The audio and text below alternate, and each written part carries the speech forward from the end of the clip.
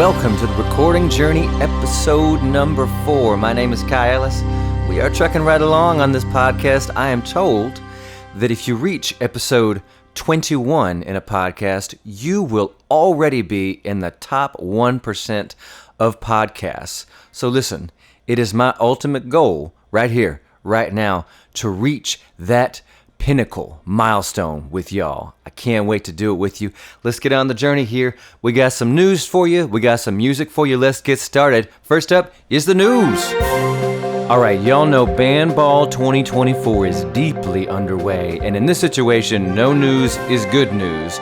So I'm happy to report there's not much to tell you about right now. All the bands are rolling along smoothly, deep in the creative process, making their songs privately before they finally showcase them off to the whole world towards the end of the competition. I can tell you a little bit of inside baseball. My own band has had a cool little adventure over the last week. We submitted a couple of cool song ideas to each other, and I was sitting here thinking, man, this is going to be really hard to choose between. And then our band, one of our gracious members, had the cool idea of saying, hey, let me try something crazy, and then combined both of the song ideas, and let me tell you, it was genius. It was just genius, and it gave it that slightly dissonant, weird quality that for someone who has that Nine Inch Nails kind of sensibility like I do, I just immediately fell in love with it. So, you know what? I hope everything is going just as well for the rest of the bands in this competition, because it has been a dream for me and my band so far, and I wish everybody the best. And speaking of challenges, another one that is wrapping up for this cycle is the Cover This Song Monthly Challenge. Now, I say monthly, it kind of happens over the course of a couple of months these days, because we like to give each other a little bit of breathing room to get in there and make the thing happen. Some people come out swinging, and they do it in the first few days of the challenge. Other people, they like to wait until the last minute. As the Douglas Adams quote goes, he says, I love deadlines. I love the whooshing sound they make as they fly by. And I certainly respond well to pressure myself. But I've got a couple of examples for you today from the Cover This Song Challenge of songs that people put their own unique spin on. And man, you're in for a real treat. I can't wait to give it to you. Which brings us right into my favorite part of the show. Let's get to some music from our community members. Now, I'm going to start us off with an example from the Cover This Song Challenge. Adrian Roberts, my man. He did a cover of the song Cold Little Heart by Michael Kiwanuka. And Adrian had some doubts about whether or not his voice was suited for this rendition of the song. And he even asked a couple of us if we'd be willing to do a retake of the vocal and kind of replace his. And look, I have volunteered my services. A couple other people have as well. And who knows, maybe we'll end up doing such a thing or at least duetting with him. But I'm trying to impress upon my friend here that I think his voice sounds spectacular. And he's been gracious enough to allow me to present his take on this song to you right here, right now. I hope you enjoy it. Did you ever want it? Did you want it back? Oh my, it tears me apart. Did you ever fight it? All of the pain, so much pride running through my face. Bleeding, bleeding, cold little heart. Oh, I can't stand myself.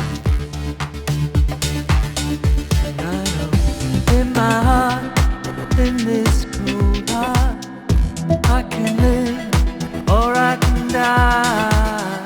I believe if I just try, you believe in you and I.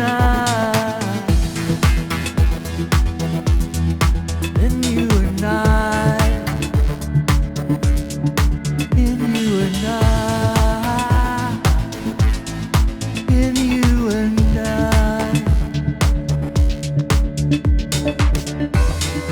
Did you ever notice I've been ashamed all my life?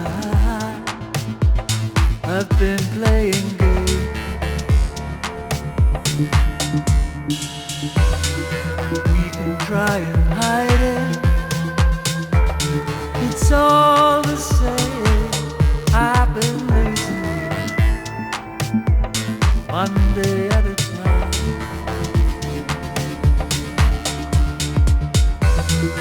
Bleeding, I'm bleeding, cold little heart. Oh, I can't stand myself. I know in my heart, in this cold heart, I can live or I can die. I believe if I just try. You believe in you and I. In my heart, in this cold heart, I can live or I can die. I believe if I just try. You believe in you and I. In you and I.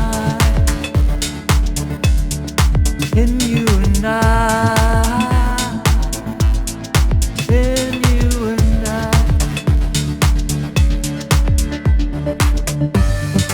Maybe this time I can be strong, since I know who I am, probably wrong. Maybe this time I can go far, thinking about where I've been and helping me start.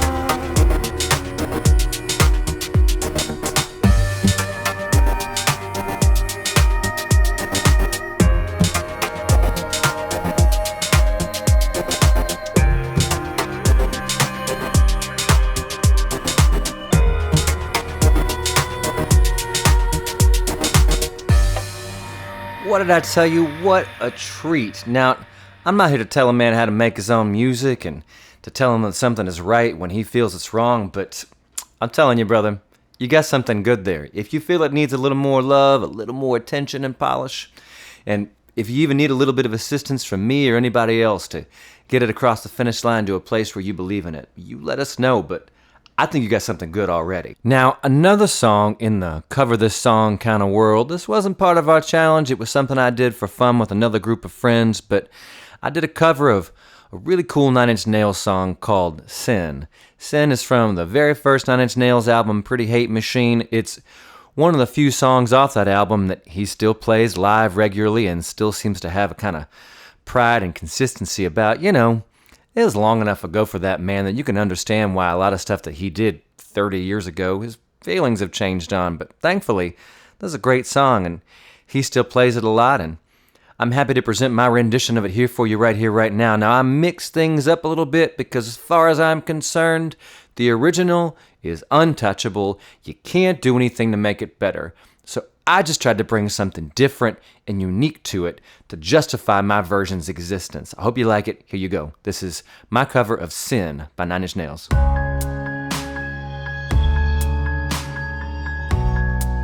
The extent of my sin, my sin, it comes down to this: your kiss, your fist, and the strain it gets under my skin. Within, taking the extent of my sin. You give me the reason, you give me control. I gave you my purity, and my purity you stole. Did you think I wouldn't recognize this compromise? Am I just too stupid to realize? Still incense, old sweat, and lies, lies, lies. It comes down to this: your kiss, your fist, and the strain it gets under my skin. Within, taking the extent of my sin. You give me the anger,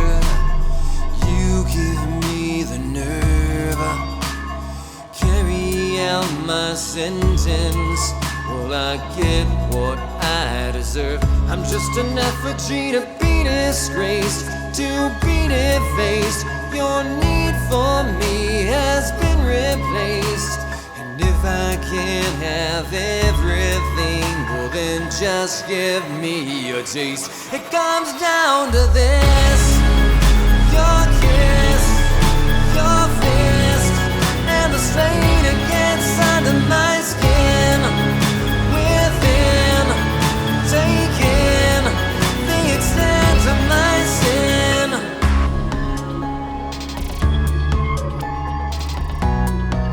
The extent of my sin.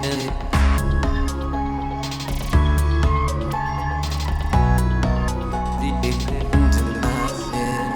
You give me the reason. You give me control. I gave you my purity, and my purity you stole. Did you think I wouldn't recognize this compromise? Am I just too stupid to realize? Still incense, old sweat, and lies, lies, lies. It comes down to this: your kiss, your fist, and the stain it gets under my skin. Within, taking, well my sin, it comes down to this: your kiss, your fist, and the stain it gets under my skin. Within, taking the extent of my sin. Whew. All right, that was an adventure to make, and I hope you enjoyed it. Next up is an original tune from my man Arnold. Goes by Scott Swede.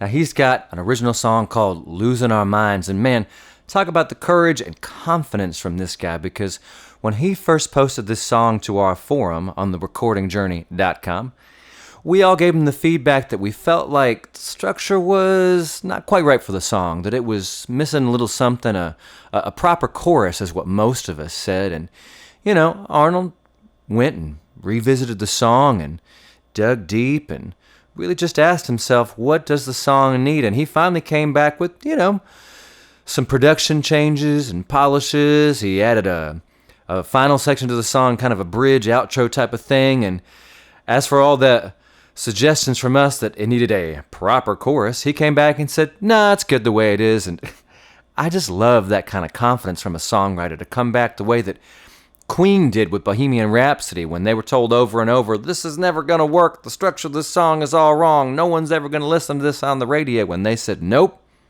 it's exactly what it needs to be. And then it went on to become a legend. So I love the song, and I love that Arnold has taken this bold approach with it. Do I still think it needs something else? It might.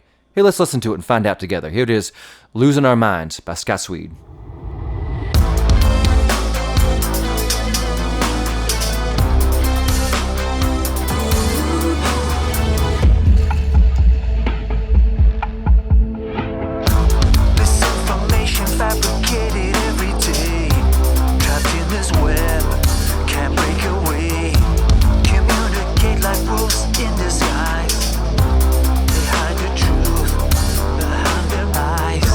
Hold me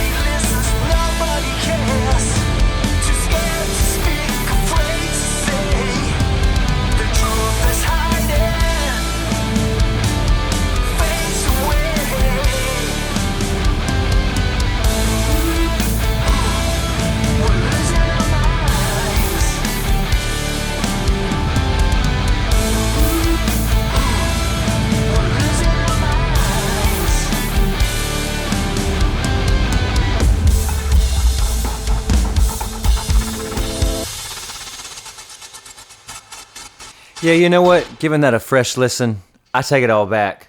Arnold, that song is just the way it needs to be. Man, what a roller coaster ride. I love it. All right, next up, we got another original tune from the community. This one from my man Dave Mack. He's got a new song called Times of Trouble. And man, it is another lovely piece. This guy is on a roll. Let me tell you what he told us when he first posted the song. He said, got this finished before heading up into the Alps tomorrow to cool down and hopefully see some great scenery. He says, this is quite a lot of fun to do, inspired by another altered tuning on the guitar. This time it's a C add 9 tuning, which is C, G, C, G, C, D. He says it's actually a lovely tuner to play around with on an acoustic or electric guitar. If you bring that low C up to a D, you get a G sus tuning, as used by Led Zeppelin on the Rain song. And he also said that there's a couple of recording firsts on this song for him, the use of a wah pedal and the slide guitar. It really is a lovely song, so give it a listen right now. Here you go.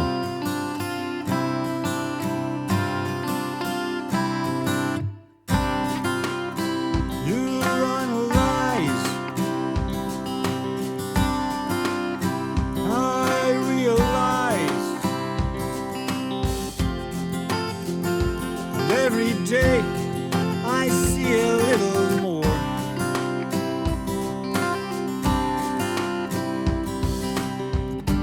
And I know that you forget me, given time.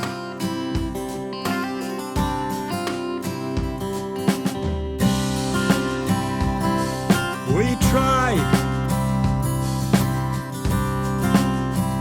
oh how we tried,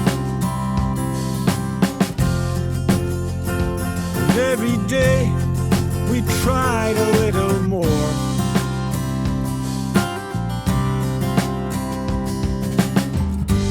I kept seeing you going through the door.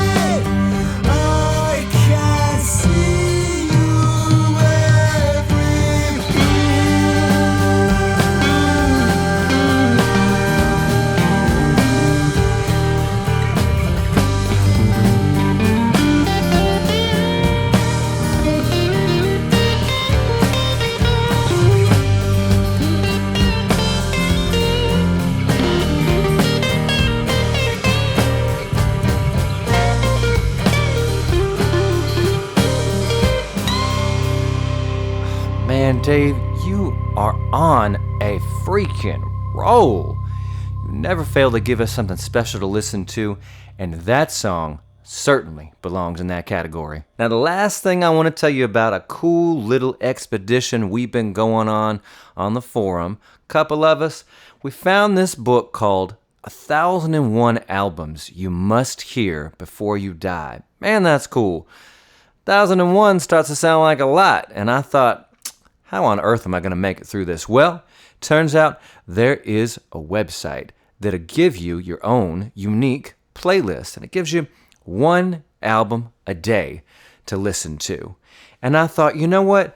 I'm trying to be much more consistent, much more intentional about listening to music in a really concentrated and focused way, not as background music while I'm doing 101 other things, but as a really dedicated activity, and this gives me a sort of meditative, specific space to do that. So I've been on it, and a couple other people have been going on the journey with me, and let me tell you, it's been really cool. Been doing it for, a week and a half now, and it's exposed me to some stuff that I had heard of but never properly paid attention to, some stuff that I am very familiar with, and some stuff that I never even heard of. So let me tell you about a couple of them and give you a little bit of commentary on them, right? And then hopefully, maybe you can join me on the journey too, because man, it's been fun.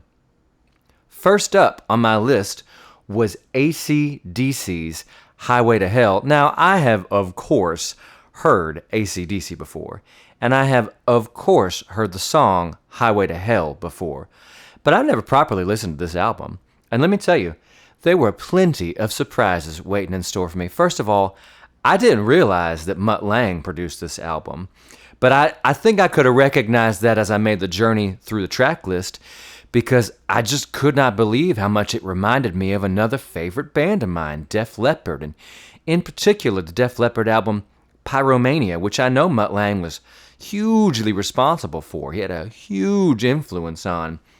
And there was a couple of songs on Highway to Hell that, you could hear the direct link, that the magic that Mutt Lange had done with AC/DC on this album, later on when he was working with Def Leppard, he must have said, hey, you guys, give me a little bit of that AC/DC sound. It'll sound good. And it sure did. Now, next up on my list, the very next day, was Arcade Fire, Neon Bible. Now, I've heard of Arcade Fire, and I've heard lots of good things about them, but I must admit, really, the most that I knew about them was that David Bowie loved them, that they were kind of responsible for him coming out of performance retirement.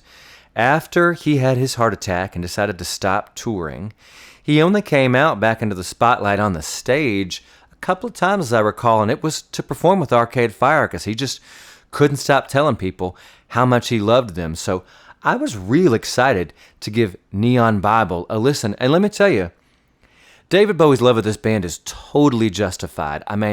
They are great songwriters, great performers. You can feel that passion from them. In fact, that's one of the comments that my buddy Arnold Scott Swede made, is that he can tell that this is a great live band because you can feel that love coming from them. And I'm going to give you a couple of the other thoughts that I wrote about the album, because one of the cool things that this list does is it asks you to save some comments each day about the album when you're done listening to it. So here's a couple of things that I said. One is that I had the same thought that Arnold did about them as a live band. Guarantee they bring a ton of energy to the performance, versus the album, which is great, but always feels a little bit restrained, and for me, not in a way that's helping the songs. But I can see why David Bowie loved these guys. His sensibilities are written all over the songs. The song Antichrist Television Blues reminds me of a Bruce Springsteen song. I just cannot place which one, so if anybody listening here can place it, the Springsteen song that I know it kind of brings to mind, I'm just not familiar enough with Springsteen to place it. Help me out, y'all. And then one more comment on the album is just to say, My Body is a Cage was the album closer, and whew, it was good. All right, and then one more album from this list that I want to tell you about was I got a chance to listen to Eurythmics' Sweet Dreams. Now, Eurythmics and Annie Lennox, of course, I've heard of them, and of course, I've heard that song. But I never really paid proper attention to Annie Lennox, and I'm going to give you a couple of comments from my review of the album, and I think it'll tell you a little bit about how I felt about it. Now, my first memory of Annie Lennox, again, very casually informed, is that she was a fine songwriter, but that vocally she was not very impressive to me. And I don't mean any disrespect when I say this, but it was a little bit like Sinead O'Connor. A lot of passion in the voice, a lot of great songwriting, but not a really strong voice was my memory. But the first few tracks of this Eurythmics album, Sweet Dreams, well, they changed my mind about that. I loved her phrasing, and I loved her use of harmony. I will admit as the album went on, there was an element of sameness that kind of quickly crept in. Each track pretty well felt like the last one, but a couple of songs that really wormed their way into my ears. The Walk, I loved the saxophone on it. Musically, the track was something special, so it kind of made me sad that the vocal on the track was a little underwhelming. The title track, the most ubiquitous Eurythmics track, of course, Sweet Dreams, I figured I'd be bored to tears by it because I've heard it a million times like the rest of you, but I've only heard it incidentally on the radio. I've never really listened to it intentionally, and now listening to it that way, it just hit me fresh. Everything about that song is excellent, spectacular, worth all the love it's ever gotten. And then one more song from the album that really struck me was the song Jennifer. At first, the bass line really seemed like a redux of Sweet Dreams, and maybe that's partly because it came right after that song, but the song quickly set itself apart with a catchy but haunting vocal. All right, that's going to bring us to the end of this episode of The Recording Journey. It has been a pleasure spending some time with you, sharing some music with you. Go visit our YouTube channel, The Recording Journey. Go visit our Instagram, The Recording Journey. Come visit the website and the forum at therecordingjourney.com and come be a part of this beautiful community so that we can all share music together, support each other, encourage each other, and go together on The Recording Journey. Take care. Be safe. Bless you.